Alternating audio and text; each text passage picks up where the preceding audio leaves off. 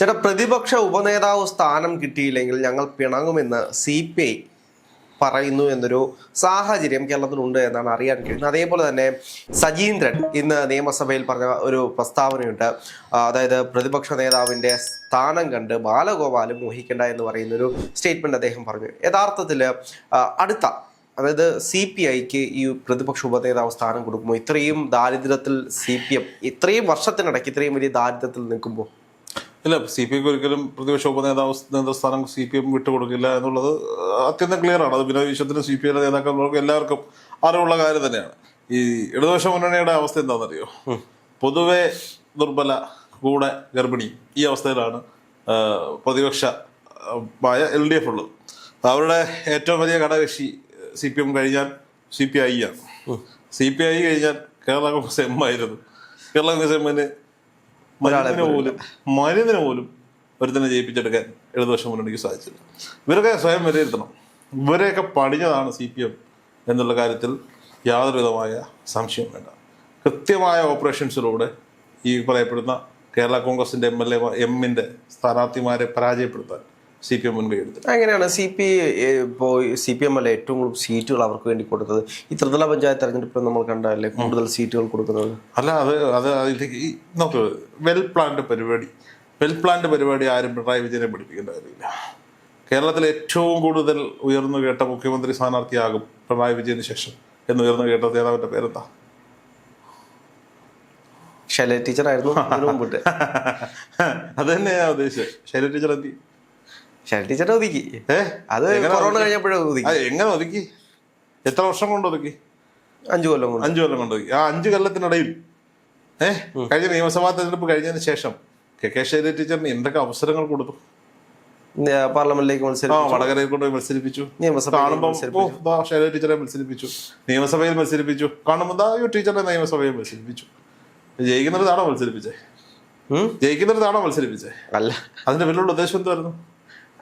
അല്ല, അവരുടെ ഏറ്റവും വലിയ നേതാവാണ്, അതുകൊണ്ട് ഞങ്ങൾ മത്സരിപ്പിക്കുന്നതാണ് CPM. ഞാനൊരു കാര്യം പറയട്ടെ.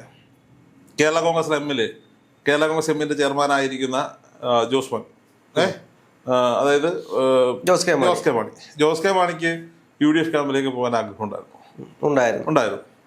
ചർച്ചകൾ നടത്തി നമ്മൾ കേട്ടതാണ്. റോഷി അഗസ്റ്റിനും പ്രൊഫസർ ജയരാജും പ്രമോദ് നാരായൺ, ഇവർ 3 പേരാണ് അതിനെതിരെ വിലങ്ങേടിയായിരുന്നത്. അവസാനം ജോസ് കെ മാണി ഇടതുപക്ഷത്ത് തുടരാൻ നിർബന്ധിതനാവുകയാണ്. ഇനി ഈ ജോസ് കെ മാണി സംഘവും ജയിച്ചു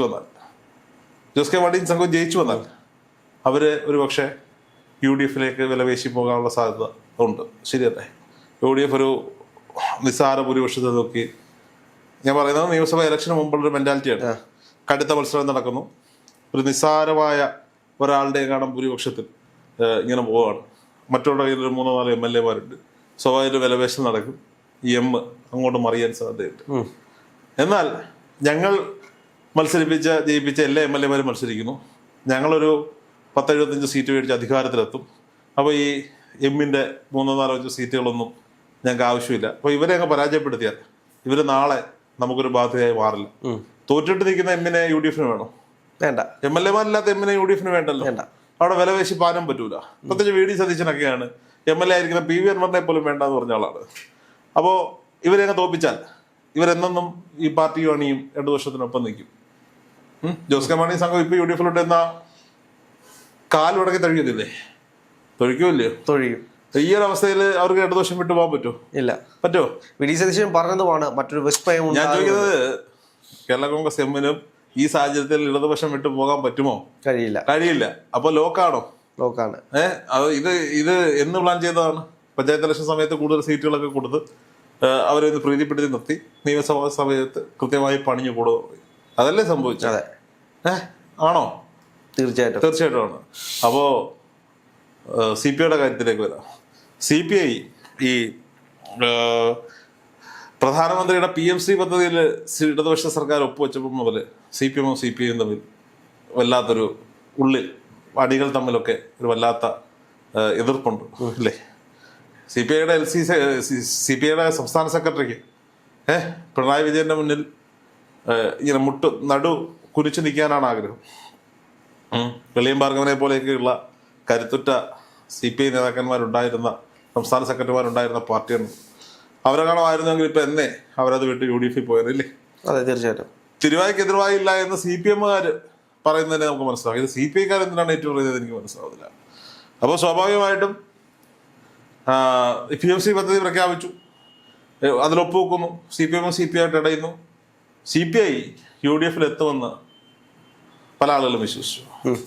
അനൗദ്യോഗികമായ ചർച്ചകളൊക്കെ നടത്തി. അവസാനം അവരവിടെ തന്നെ തുടരാൻ തീരുമാനിച്ചു. ഇവന്മാരെ അങ്ങനെ വളർന്നാൽ നാളെ നമുക്കൊരു ബാധ്യതയാകും എന്ന് അവർക്ക് തന്നെ തോന്നി. ഒരുപക്ഷെ CPI-യുടെ നേതാക്കന്മാർ പലരും ഇന്ന് രാത്രി കിടക്കുമ്പോൾ ആലോചിക്കുന്നുണ്ടാവും, തോറ്റുപോയവരൊക്കെ UDF പോയിരുന്നെങ്കിൽ ഞങ്ങളിപ്പോൾ MLA ആയിരുന്നു, മന്ത്രിയായിരുന്നു, അല്ലേ? അതെ. CPI UDF പോയ ചരിത്രമുണ്ട്. അപ്പോൾ CPI-ക്ക് ആകെ 35 പേരാണ് CPI-ന്നും CPM-ന്നും അവിടുന്ന് ഇവിടുന്ന് ഒക്കെ നുള്ളി പറകെ കൊണ്ടുവച്ചേക്കുന്നത്. പ്രതിപക്ഷ നേതൃസ്ഥാനം ആർക്കും വിട്ടുകൊടുക്കാതെ അദ്ദേഹം തന്നെ സ്വയം തീരുമാനിച്ച് സ്വയം അതിൽ കയറി. പിന്നീടുള്ളത് തൃപ്തിപ്പെടുത്താൻ വേറെ ഒന്നുമില്ലല്ലോ. ഇപ്പൊ ബോർഡിലൊക്കെ വെച്ചേക്കുന്ന ആളുകളൊക്കെ ഇപ്പോൾ പൊടി തട്ടി ഇറങ്ങി പോകുന്ന സാഹചര്യമുണ്ട്. പിന്നെ ഏറ്റവും പ്രിയപ്പെട്ട ഒരാൾക്ക് കൊടുക്കാൻ പറ്റുന്ന ഒരു സ്ഥാനം പ്രതിപക്ഷ ഉപ നേതാവ് സ്ഥാനമാണ്. പണ്ടൊക്കെ അത് CPM തന്നെ കൈയാളി വന്നു, നമ്മ കീഴ്വഴക്കം. ഇന്ന് CPI കഴിഞ്ഞ ദിവസം CPI-യുടെ സെക്രട്ടേറിയറ്റ് കൂടിയപ്പോൾ അവരിത് ചർച്ചയ്ക്കെടുത്തേ. CPM പറയുന്നത് ഞങ്ങളുടെ കീഴ്വഴക്കം ഇതാണ്. അപ്പോൾ CPI-ക്കാരെല്ലാവരും ഒന്നിറക്കം പറഞ്ഞത് കീഴ്വഴക്കങ്ങൾ മാറ്റാനുള്ളതാണ്. അതെ, അത് സ്വാഭാവികമായിട്ട് ആകെ എന്ത് വലിയ സംഭവം ഒന്നുമില്ലല്ലേ. 35 സീറ്റല്ലേ എല്ലാവരും കൂടെ ഉള്ളൂ. ഒരു പ്രതിപക്ഷ ഉപനേതാവ് സ്ഥാനം അവർക്ക് കൊടുക്കാം. ഇന്ന് സജീന്ദ്രൻ പറഞ്ഞതുപോലെ അതെങ്കിലും മേടിച്ചെടുക്കാൻ നോക്കണേ പിള്ളേരെ. സജീന്ദ്രൻ അല്ല, CR മഹേഷ് CPI-ക്കാരോടാണ് അതെങ്കിലും ഒന്ന് മേടിച്ചെടുക്കാൻ നോക്ക് എന്ന് പറഞ്ഞു. CPI-ക്കാരുടെ തീരുമാനം എന്താ അറിയോ? ഈ പ്രതിപക്ഷ ഉപനേതൃസ്ഥാനം കിട്ടിയില്ലെങ്കിൽ അവര് നിയമസഭാ കക്ഷി യോഗങ്ങളിലൊന്നും പങ്കെടുക്കേണ്ടെന്നാണ്. നിയമസഭയിലേക്ക് ബാക്കി ഇപ്പോൾ 13 പേര് അപ്പൊ അവരും ഇല്ലാതാവും. അതായത് CPI ഇതാണ്, അത്രയാണ് പിണങ്ങും. പൂക്കിയുടെ കാലഘട്ടമാണല്ലോ. നമ്മൾ സ്കൂളിലൊക്കെ പഠിക്കുമ്പോൾ ഒരു കൂട്ടുകാരൻ 2 മിഠായി കൊണ്ടുവരും. 2 മിഠായി, ഒന്നൊരു ചോക്ലേറ്റും ഒന്നൊരു സാധാ മിഠായി. ഇപ്പൊ അവന്റെ അച്ഛൻ ഗൾഫിൽ നിന്നുണ്ടെന്ന ചോക്ലേറ്റ് ആണ് ഒന്ന്, മറ്റേത് പാവക്കൂട്ടം കച്ചവടം കടയിൽ നിന്ന് മേടിച്ച ചെറിയൊരു മാംഗോ ബൈറ്റ്സിന്റെ ഒരു മിഠായി. ഇപ്പുറത്തിരിക്കുന്ന കുട്ടി ഒരു ഭയങ്കര കൂട്ടുകാരാ, എല്ലാത്തിനും ഒരുമിച്ച പാർട്ട്ണറിങ് ക്രൈം. പറയും നീ ചോക്ലേറ്റ് ചെയ്തെന്നോ, മാംഗോ ബൈറ്റ് എനിക്കെത്താ. ന്യായമായ ആവശ്യമാണ്. ഇവന്റെ എല്ലാ സഹായത്തിനും ഇവൻ കാണിക്കുന്ന സകല പോക്കൃത്തരവും തല്ലുള്ളത്തരവും കുട പിടിക്കുന്നത് ഇപ്പുറത്തിരിക്കുന്ന കൂട്ടുകാരനാ. അവരെയാണ് നീ ചോക്ലേറ്റ് തിന്നോ, മാംഗോ ബൈറ്റ്സിനെ മിഠായിരിക്കത്താ. അപ്പൊ അവൻ പറയാണ് ഇത് ഞാൻ കൊണ്ടുവന്നത്, നീ ആര്? ഇത് രണ്ടും ഞാൻ തിന്നും, രണ്ടും ഞാൻ തിന്നില്ല, നിനക്ക് തിന്നാൻ തരൂല. അവരെടാ നമ്മൾ രണ്ടും മാത്രമല്ലേ ഉള്ളൂടാ. പണ്ട് നമ്മുടെ ഗ്യാങ്ങിൽ 5-6 പേരില്ലായിരുന്നോ, ഇപ്പൊ നമ്മൾ രണ്ടും മാത്രമല്ലേ ഉള്ളൂ. അവരും ആ ചോക്ലേറ്റ് താടാ ഇല്ല. അപ്പം കൊടുക്കാതില്ലാന്ന് കാണുമ്പം ഇപ്പം പറയും ഞാൻ നിന്നോട് സുല്ല, നിന്നോട് സുല്ലാടാ, അല്ല അത്രു, ഞാൻ നിന്നോട് അത്രു മിണ്ടത്തില്ല. ഇതാണ് CPI-ക്കാർ പറഞ്ഞുകൊണ്ടിരിക്കുന്നത്. മിണ്ടണ്ട. നമുക്ക് പിണറായി വിജയനെ കാണുമ്പോ CPI-യുടെ MLA-മാരെല്ലാം പിണറായി കൊണ്ട് നടന്നു പോകും. VD സതീശൻ നിയമസഭയിൽ പറഞ്ഞാണ് മനുഷ്യന് മനസ്സിലാവുന്ന ഭാഷ വേണം കാര്യങ്ങൾ കമ്മ്യൂണിക്കേറ്റ് ചെയ്യാൻ. അതിങ്ങനെയല്ലേ പറയാൻ പറ്റൂ? അതെ. പിണറായി വിജയന്റെ കയ്യിലാണ് ചോക്ലേറ്റും മാംഗോ ബൈറ്റും ഇരിക്കുകയാണ്. ഇപ്പുറത്തിരുന്നുകൊണ്ട് ഇവര് പറയാണ് ആ മാംഗോ ബൈറ്റ് ഒന്നുമില്ലേലും നിങ്ങളെ വയനാട് ദുരന്തം നടന്ന സമയത്ത് അവിടെ വീടൊക്കെ പണിഞ്ഞ് കഴിഞ്ഞിട്ട് സ്ക്രാച്ചൊക്കെ വന്ന് നിങ്ങളെ മറ്റേ സൊസൈറ്റി പണിഞ്ഞ വീട്ടില് വിള്ളലൊക്കെ വന്നു. അപ്പൊ ഏണി വെച്ച് മേളിൽ കയറി പുട്ടി പുള്ളിട്ട് വെച്ച് ചുരണ്ടി കാണിച്ച ഒരാളില്ലടി, അയാളെ ഓർത്തെങ്കിലും കൊടുത്തൂടെ? ഒരുപാട് പ്രതിരോധിക്കാൻ പിന്നെ പാവം പിടിച്ചോ. അല്ല അയാളൊരു പണിയെടുത്ത് കേട്ടോ റവന്യൂ മന്ത്രി രാജൻ, അദ്ദേഹത്തിന് വേണ്ടിയിട്ടല്ലേ ചോദിക്കുന്നേ, അത് കൊടുത്തൂടെ? അപ്പോ ഈ പുള്ളി മറ്റേ ദാഷ്ട്യത്തി ചോക്ലേറ്റും ഞാൻ തിന്നും മാംഗോ ബൈറ്റും ഞാൻ തിന്നും. അപ്പൊ ഇവിടുന്നുണ്ട് മറ്റേ ഈ വലിയ പുള്ളി അവിടെ തൊട്ട് വിളിച്ചു പറയും രാജ എങ്ങനെയായിരുന്നു നീ മാംഗോ ബൈറ്റ് അടിച്ചെടുക്കാൻ നോക്ക്, രണ്ടും കൂടെ അവനെ തീറ്റിക്കണ്ട. രാജൻ ചെന്നിട്ട് എന്തെങ്കിലും പറയാൻ പറ്റുമോ? കൂട്ടുകാരനായി പോയില്ലേ, പിണങ്ങാൻ പറ്റുമോ? വല്യമ്പ്രാനാ പങ്കോവച്ച് കൊടുക്കൂല, രണ്ടും എടുത്ത് വല്ലിടാൻ നിൽക്കുക. അവർ രാജൻ എന്ത് ചെയ്യാൻ പറ്റും? പിണങ്ങല്ല നിർത്തി ഞാൻ 10 രൂപ അടിച്ചിട്ട് പോവാം. ഇതാണ് കേരളത്തിൽ സംഭവിച്ചുകൊണ്ടിരിക്കുന്നത്.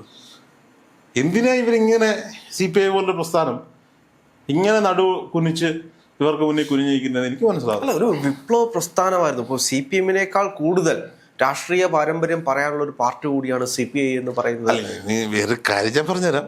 3 പേര് മാത്രമുള്ള NDA മുന്നണി, BJP-ക്കാർ, അവിടെ ആരാകും?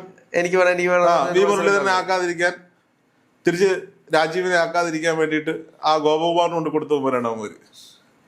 പണ്ട് ഞാൻ സ്കൂളിൽ പഠിക്കുന്ന സമയത്ത് എനിക്ക് വേണ്ട, നിനക്ക് വേണ്ട. അല്ല, ഞാൻ പണ്ട് സ്കൂളിൽ പഠിക്കുന്ന സമയത്ത് മക്കു എന്ന് പറഞ്ഞൊരു കൂട്ടുകാരുണ്ട്. മക്കു നേരത്തെ 2-3 ക്ലാസ്സിൽ പരാജയപ്പെട്ടിട്ട് എൻ്റെ കൂടെ വന്നു. ഇതിനെക്കാട്ടി മൂത്താളാണ്.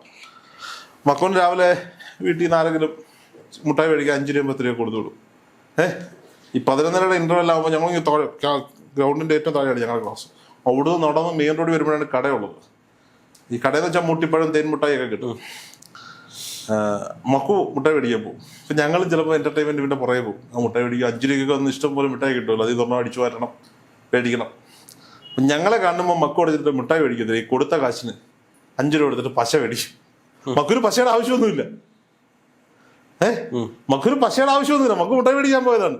ആ മുട്ടായി മേടിച്ചാൽ നമുക്കൂടെ തരേണ്ടി വരുമല്ലോ എന്ന് ചോദിച്ചിട്ട് മക്കു പശ മേടിക്കും. പശയാകുമ്പോൾ നമ്മൾ മേടിക്കുമല്ലോ, ചോദിക്കുമല്ലോ എന്ന് പറയുന്ന പോലെയാണ് CPM. ഈ പ്രതിപക്ഷ ഉപസ്ഥാനം കൂടെ കിട്ടിയിട്ട് ഇവർക്ക് ആനന്ദേനയും ഒന്നും ഉണ്ടാക്കാനൊന്നുമില്ല. അതൊക്കെ കൊടുത്താൽ മറ്റൊരു സന്തുഷ്ടരാകും. ഇയാൾ ചോക്ലേറ്റും തിന്നു, അവർക്ക് ആ മിഠായും കൊടുക്കൂല.